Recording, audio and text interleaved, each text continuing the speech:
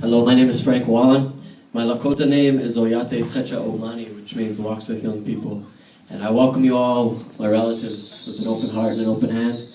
I want to start off by acknowledging the Indigenous folks who occupied this land before this settler state came to be. So right now we're in the Lakota, Dakota, and Anishinaabe land. And I'm trying to make it a point, every show I go, wherever I travel, to acknowledge the Indigenous people who occupied that land first, just as a starting point.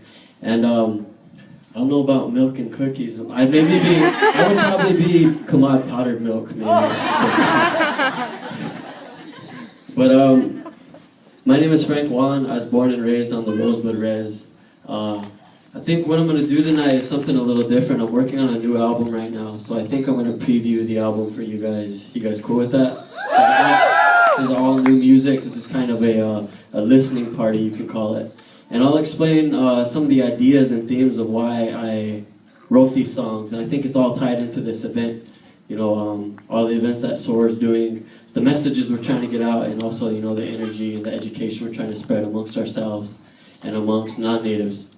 First time that I grew up poor, I realized that not everyone goes through the things that we go through on our reservation sometimes, or on my reservation. And I became really frustrated. I became frustrated with society, frustrated with, you know, this system and the way that it treats us. And it started coming out in my music, kind of raging. And people were like, that sounds angry. Like, you know, sometimes Indigenous folks were not allowed to be angry or frustrated. People say, get over it. Don't be mad. And I think for me, that denies us our humanity. You know, we're talking about 500 years of colonization and genocide. Aren't we allowed to be a little angry and frustrated? We're talking about thousands of murdered and missing Indigenous women. I think we're allowed to rage a little bit. I think we're allowed to be frustrated. I think we're allowed to be angry. But for me, I think we need to find healthy outlets for that rage. And this music is a healthy outlet for me.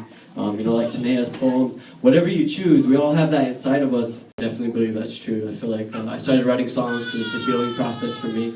And it's beautiful that now I'm at a point in my career as an artist where other people find healing in what I do as well. To me, that's the most incredible gift as an artist. So this next song was inspired by something that we're still dealing with back home, and it's related to some stuff that's going on up here in North Dakota. So I don't know if you're aware, but the U.S. government is trying to build the Keystone Pipeline through our res back home in South Dakota. And we've been resisting this for a good number of years, and I do. But they're not talking about the fact that they're trying to build this over the Oglala Aquifer, which is where us and a lot of farmers and ranchers in Nebraska get their fresh water. And these pipelines leak, so this pipeline will leak and contaminate our water.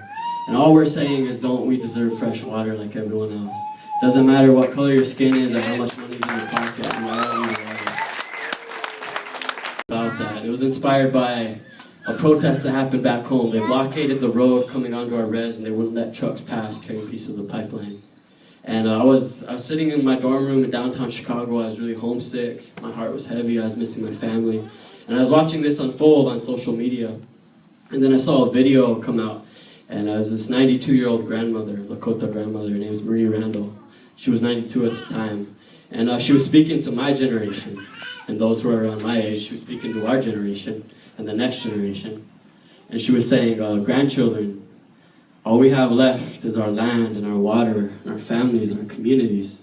You're Lakota. Stand up for your rights.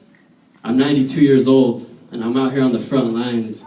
When I die, who's going to take over? And that really that struck a chord with me, and it got me thinking about that. You know, thinking about my responsibility to my community, thinking about my responsibility to my family, my responsibility to the future, my responsibility to this land and water. Because as Indigenous folks, our tribes and our people have a relationship to this land and water that predates America. Send out to your lawyers, free all my people, get them out of prison. Tasting the sun that shows them how we're living. Give you the outlet, disadvantaged prodigies. Give these politicians all our commodities. Put them on the red from the day they're born. They won't survive cause their cancer is airborne. Put them in our schools, put them in our shoes. Take away their money and give them our blues. Make everything red. Words of my ancestors up in my head. Food for raw, my kids underfed. Your oil is mud, they want the earth dead. Oil for blood, oil for blood. Making you rich, soil my love. Oil for blood, oil for blood. oil is mine. Everything's dead. Everything's red. Now everything's dead. Clap.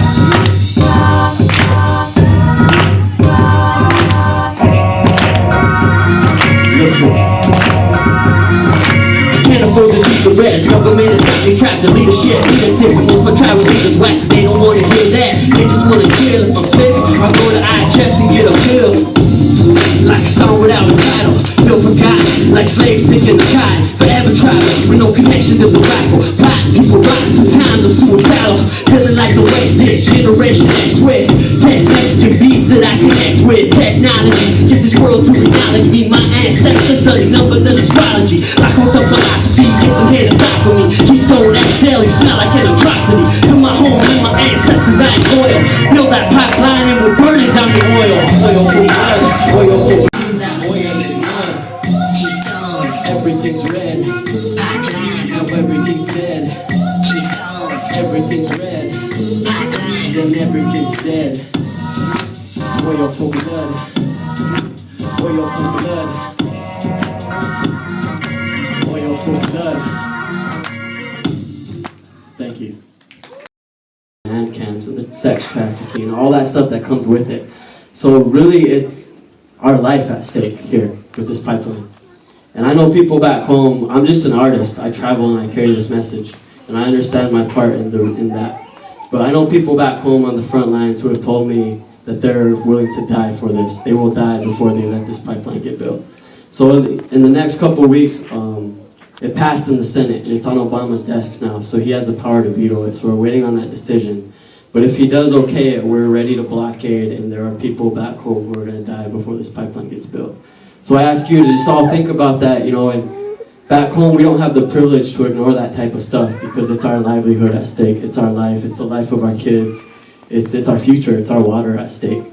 So I just want to ask that everyone remember that and think of the people that are on the front lines on all the issues we face. This next song is another